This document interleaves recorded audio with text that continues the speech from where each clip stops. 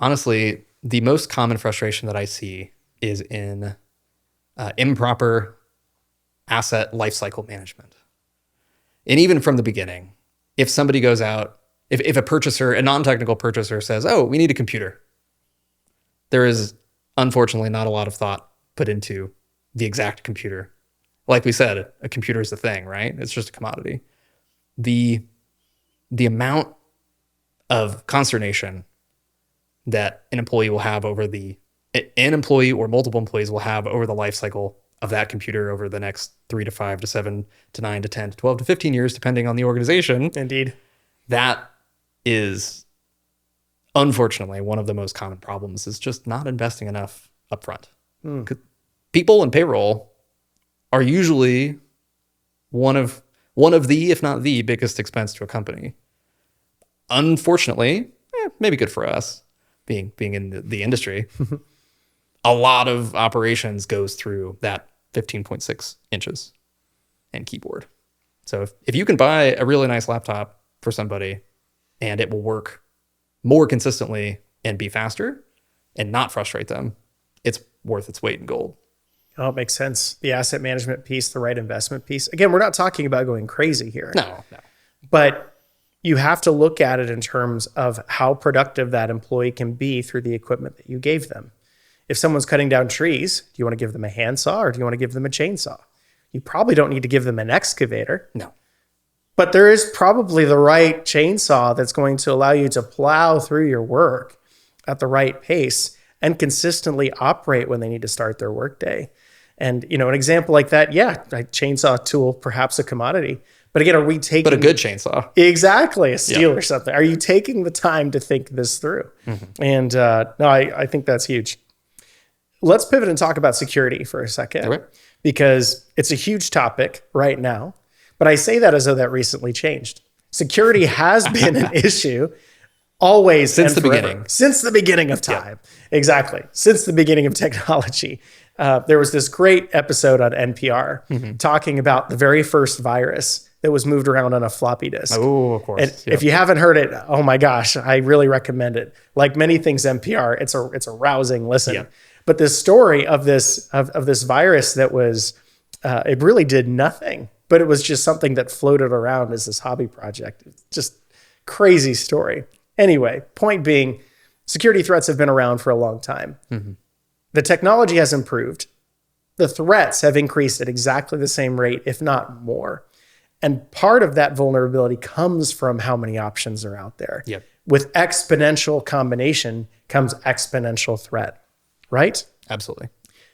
How can organizations strike the right balance between the right IT security policies and enabling your employees to do their best work? Because we know at times this can be a balancing act. Oh, it is. It is always a balancing act. There are very few scenarios in security where you get both usability and security at the same time. It is almost always a trade-off.